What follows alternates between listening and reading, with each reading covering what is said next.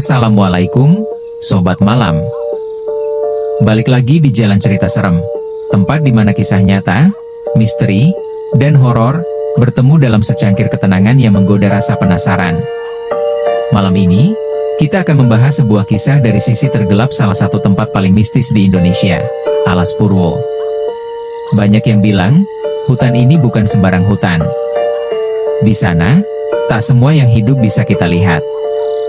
Dan tak semua yang kita lihat berasal dari dunia ini. Kisah ini datang dari Randy, seorang pemuda yang melakukan perjalanan malam bersama teman-temannya dari Banyuwangi menuju Bondowoso. Tapi karena satu pilihan rute yang salah, mereka justru memasuki tempat yang tidak pernah mengizinkan siapapun pergi begitu saja. Siapkan kopi hangatmu, matikan lampu, dan jangan lupa berdoa, karena inilah Jangan Pulang Lewat Alas Purwo. Namaku Randy. Ini bukan cerita rekaan, bukan juga dongeng untuk menakut-nakuti orang.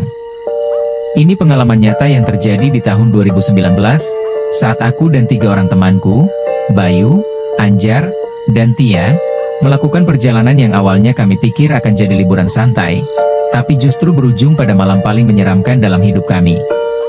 Saat itu kami berempat sedang backpacking keliling Jawa Timur. Tujuan awal kami memang Pantai Plengkung, atau yang biasa disebut Gelen, di Banyuwangi. Tempatnya indah, ombaknya besar, dan saat itu sedang tidak terlalu ramai. Kami berangkat dengan 4 motor. Perjalanan cukup mulus, dan kami sampai di pantai sekitar siang hari. Kami menikmati pantai terlalu lama. Ngobrol, masak mie instan di tepi pasir, foto-foto, bahkan sempat tertidur di bawah pohon.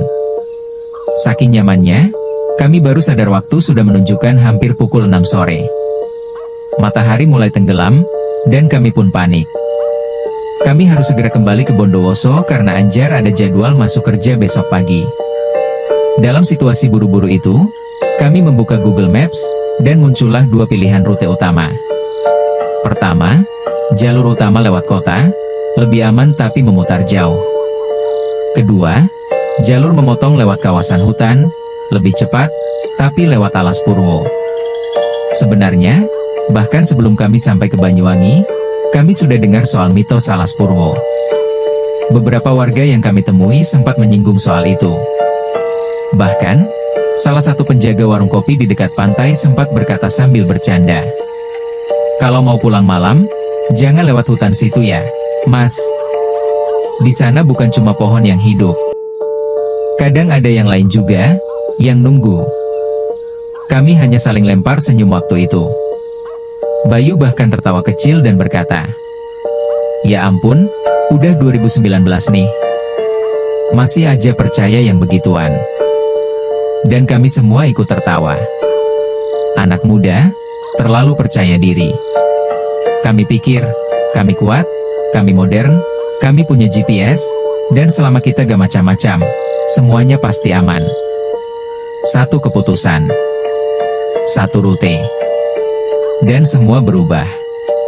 Begitu motor mulai bergerak dan jalan mulai menyempit, sinar matahari benar-benar menghilang. Kami masuk ke jalan aspal tua yang sebagian sudah retak, dikelilingi hutan yang begitu padat dan lebat. Pohon-pohon besar berdiri seperti penjaga sunyi, dan ranting-ranting menggantung ke bawah, membentuk semacam gerbang alam yang menyerupai lorong panjang tanpa ujung. Tia yang duduk di belakangku sempat berkata, "Kok makin ke dalam, makin gelap ya? Padahal harusnya lampu motor cukup terang." Aku baru sadar, cahaya lampu motor kami memang tidak sejernih biasanya. Seolah tertelan oleh udara yang lebih pekat dari malam biasa. Udara di dalam hutan itu berbeda. Lebih dingin, tapi lembab. Seperti kita masuk ke ruangan lama yang tertutup rapat selama bertahun-tahun. Bau tanah basah bercampur dengan aroma menyengat yang entah datang dari mana. Dan saat itu juga, aku teringat lagi ucapan warga siang tadi. Di sana bukan cuma hutan. Ada yang lain yang jaga. Tapi kami tetap melaju. Dengan suara knalpot yang pelan, dan kepala yang mulai menoleh ke kanan dan kiri. Jalanan itu seperti tak berujung. Tak ada mobil lain. Tak ada lampu. Hanya suara dedaunan yang bergesekan dengan angin dan sesekali suara gamelan yang samar-samar, entah dari mana asalnya. Bayu yang berada di depan sempat memperlambat motornya, lalu bicara lewat intercom. "Lo semua denger gak?" Kayak suara gamelan dari kiri. Kami semua terdiam. Anjar menjawab, pelan.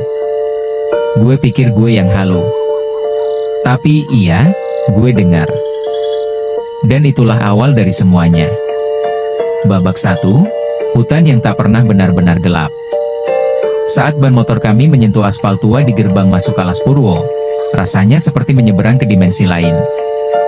Jalan aspal berubah menjadi jalur sempit yang diapit pepohonan besar. Lampu jalan tidak ada. Bahkan cahaya bulan pun seolah enggan menembus lebatnya daun-daun yang membentuk kanopi alami di atas kepala kami. Anehnya, meskipun gelap total, kami masih bisa melihat jalanan. Tapi bukan karena lampu motor. Terang yang kami lihat bukan dari sumber yang jelas. Seperti ada cahaya samar berwarna kebiruan yang mengambang di udara, cukup untuk melihat jalan, tapi tidak cukup untuk merasa aman. Bayangan pohon-pohon besar di kanan dan kiri jalan seolah makin mendekat, seperti hidup dan memperhatikan kami. Beberapa ranting menjulur ke jalan, menampakkan bentuk yang menyerupai tangan, meminta, atau menghalang.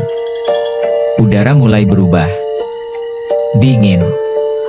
Tapi bukan dingin biasa. Ini dingin yang menggigit, yang membuat bulu kuduk berdiri tanpa alasan logis. Kami semua melambatkan motor. Tidak ada yang bicara.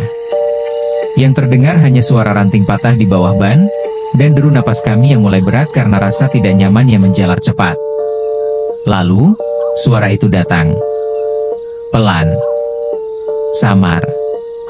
Bayu, yang memimpin rombongan, berbicara lewat intercomnya dengan nada ragu tapi serius. "Lo semua denger gak?" Kayak ada suara gamelan dari arah kiri. Aku langsung menegang. Tia di belakangku langsung memeluk pinggangku lebih erat, dan pelan berbisik. "Mas, itu suara apa?" Dan iya, aku mendengarnya juga. Suara gamelan. Bukan musik dari speaker atau alat pemutar. Ini, suara yang hidup. Denting kenong, saron, dan gong terdengar mengalun pelan dari kejauhan. Seperti musik pengiring upacara, halus, lambat, dan sangat kuno. Anjar, yang biasanya paling cerewet, kali ini hanya menjawab pendek. Gue juga dengar. Dari kiri, makin dekat. Kami melanjutkan perjalanan perlahan. Tapi suara gamelan itu ikut bergerak. Tidak diam di satu titik. Ia menyusul kami. Melingkari kami. Sesekali terdengar seperti datang dari depan, lalu berpindah ke belakang. Kadang dari kanan, kadang kiri. Seolah-olah, suara itu tahu bahwa kami menyadarinya. Dan kemudian, tiba-tiba saja, motor Bayu berhenti. Kami semua refleks mengerem. Bayu menoleh ke belakang, wajahnya pucat. Gue lihat seseorang di tengah jalan. Barusan. Cuma sekilas, tapi dia diam aja. Berdiri. Bajunya putih panjang. Tak satu pun dari kami melihatnya. Tapi dalam hati, kami semua tahu, Bayu tidak mungkin bohong soal ini. Kami diam beberapa detik. Suara gamelan masih terdengar, tapi kini lebih cepat nadanya. Seperti sedang memuncak, seperti mengiringi sesuatu yang akan muncul. Anjar mencoba menyalakan motornya kembali. Tapi, 3 dari 4 motor kami mati. Total. Tidak ada listrik. Tidak ada suara. Hanya kami, suara gamelan, dan kegelapan yang mulai menutup setiap celah nalar kami. Tiba-tiba, dari arah belakangku, Tia menjerit kecil. Suaranya gemetar, bukan panik, tapi seperti orang yang tak yakin apa yang baru saja dilihatnya. "Randy, ada perempuan di tengah jalan. Bajunya putih." Serentak kami semua mengerem mendadak. Suara gesekan ban dengan aspal yang lembab memecah keheningan hutan. Jantungku berdegup kencang, dan saat kami semua menatap lurus ke depan, tidak ada siapa-siapa. Jalanan kosong, gelap, basah, dan sunyi. Hanya garis putih di tengah jalan yang samar, mengarah jauh ke depan seperti lorong tak berujung. Tidak ada perempuan. Tidak ada tanda-tanda kehidupan. Kami saling tatap. Tak satu pun berani bicara duluan. Semua merasakan hal yang sama. Ini bukan halusinasi. Kami tidak sedang salah lihat. Tapi kami juga tidak bisa membuktikan apapun, karena sosok itu menghilang seolah tidak pernah ada. Bayu dengan wajah tegang bergumam. Gue lihat juga. Cuma sekilas. Tapi, rambutnya panjang banget. Dia diam aja, nggak gerak. Anjar mencoba berpura-pura kuat, memutar kunci motornya untuk menyalakan mesin. Tapi, motor kami tidak mau menyala. Satu persatu, kami mencoba. Tekan tombol starter. Putar kunci. Coba dorong. Tapi tidak ada respons. Semua 4 motor mati total. Seolah seluruh energi di tempat itu dihisap keluar bersamaan. Kami mulai panik. Tapi kepanikan itu berubah jadi ketakutan ketika kami sadar. Angin berhenti. Tidak ada gemerisik daun. Tidak ada suara burung malam. Tidak ada jangkrik. Suara hutan hilang. Dan yang tersisa hanyalah satu hal, suara gamelan. Denting logam berirama pelan, mengalun dari arah yang tak pasti. Kadang dari kanan. Kadang dari atas pohon. Kadang dari dalam dada. Lalu, terdengar tawa. Pelan, lirih, namun jelas. Suara perempuan. Hahaha, kenapa buru-buru pulang? Tawa itu tidak berasal dari satu arah. Ia berputar mengelilingi kami. Seperti berasal dari balik pohon, dari ujung jalan, dari dalam tanah. Tia mulai menangis pelan. Anjar berdiri diam dengan tangan mengepal. Bayu mencabut kunci motor dan menggenggamnya erat, seolah itu bisa melindunginya dari sesuatu. Aku berdiri di tengah jalan, menatap ke dalam gelap, dan untuk pertama kalinya malam itu, aku merasa kami tidak sendiri. Kami sedang ditonton. Setelah beberapa menit saling diam dalam ketegangan, kami memutuskan untuk menuntun motor. Tak ada pilihan lain. Motor tak menyala, dan menunggu di tengah hutan hanya membuat perasaan semakin tak karuan. Kami berjalan perlahan, beriringan. Jalan masih tampak sama, lurus, sempit, gelap. Tapi ada yang terasa salah. Bayu yang paling depan tiba-tiba berhenti. Bentar. Ini pohon beringin tadi, bukannya kita udah lewatinya? Aku melihat ke arah pohon yang dimaksud. Pohon besar dengan batang melingkar seperti ular yang meliuk. Di bagian atasnya, ada lubang seperti mulut. Aku terdiam. Jantungku berdegup lebih cepat. Karena memang, aku juga mengenali pohon itu. Kami sudah lewat situ. Tia berbisik lirih, kita muter di tempat yang sama. Anjar langsung menengok ke belakang. Jalanan kosong. Tak ada persimpangan, tak ada tikungan. Tapi entah bagaimana, kami kembali ke titik yang sama. Kami mencoba arah sebaliknya. Mendorong motor balik ke arah semula. Tapi hanya butuh waktu 10 menit untuk kembali ke tempat tadi lagi. Kami terjebak. Di jalan yang sama. Dengan suara gamelan yang kini berubah, lebih cepat. Seperti irama yang mengiringi tarian sakral. Aku mengeluarkan HP. Mati. Semua HP kami, mati total. Bahkan tombol power tidak merespons sama sekali. Seolah baterai hilang dalam sekejap. Tiba-tiba, HP Bayu bergetar sendiri di dalam jaketnya. Layarnya tetap hitam. Tapi terdengar suara dari speaker kecilnya. Bukan musik. Bukan dering. Tapi, suara perempuan berbisik pelan. Balik. Balik sebelum semuanya tertinggal di sini. Kami semua membeku. Bayu langsung melempar HP-nya ke semak. Tak lama, suara gamelan berhenti. Benar-benar berhenti. Dan seketika, sunyi berubah jadi tekanan. Hening itu seperti menutup telinga kami. Tapi tekanan itu masuk ke dalam dada, seperti ada sesuatu yang datang. Sesuatu yang berat, besar, dan lapar. Kami kembali diam. Hanya suara napas. Tia menggigil di belakangku, dan pelan menarik lengan jaketku sambil berkata, "Mas, belakang, itu apa?" Aku menoleh pelan. Dan aku melihatnya. Sosok putih berdiri di tengah jalan. Jauh, tapi cukup dekat untuk kulihat detailnya. Rambut panjang. Kepala menunduk.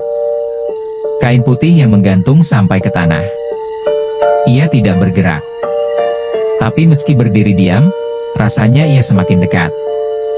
Bukan karena mendekat, tapi karena hutan di sekeliling kami menyusut. Mengecilkan ruang. Menutup jalan. Seolah memaksa kami untuk menghadapinya. Sosok putih itu berdiri diam. Tapi atmosfer di sekitar kami terasa seperti sedang bergerak cepat. Angin mendesis tanpa suara, ranting-ranting bergetar meski tidak ada hembusan.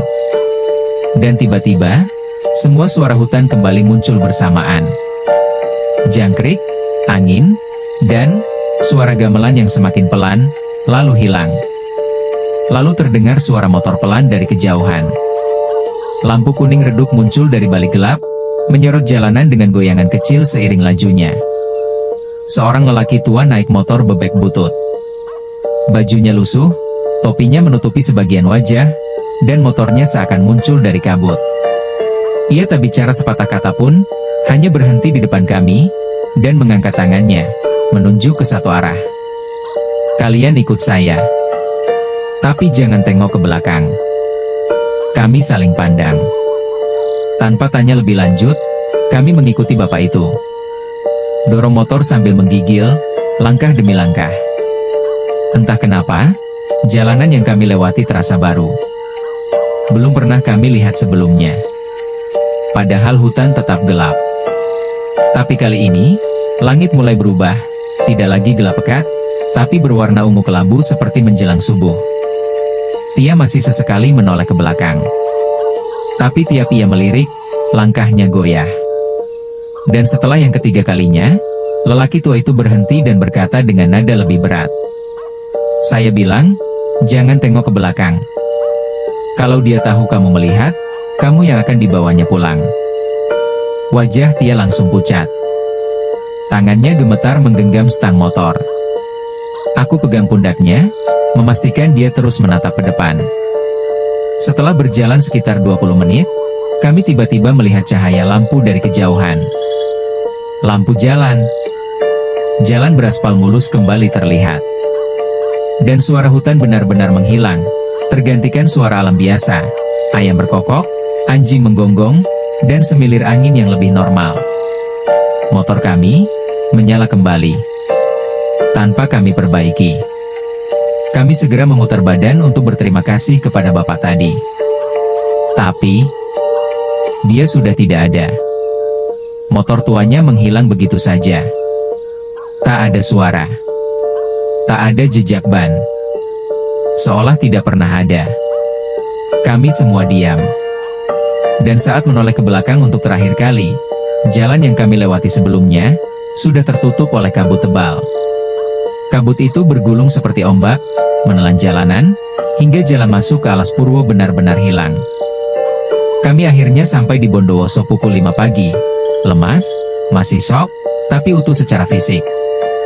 Tapi setelah malam itu, Tia berubah. Ia jadi sering termenung, berbicara sendiri saat tidur, dan mengatakan kalimat-kalimat aneh seperti, "Dia ikut pulang, ya? Tapi cuma mau jaga. Kami bawa dia ke orang pintar." Dan orang itu hanya berkata satu hal. "Kamu melanggar syarat. Kamu menoleh." Sekarang, dia tak bisa pergi sampai ada yang menggantikan. Kami semua saling tatap, tidak berani berkata apa-apa. Dan sejak hari itu, kami tak pernah bicara lagi soal malam itu. Seolah cerita itu harus tetap tinggal di dalam hutan, seperti mereka yang menjaganya. Jangan pernah anggap enteng nasihat orang lokal. Dan kalau kau mendengar suara gamelan dari dalam hutan, berbaliklah sebelum terlambat.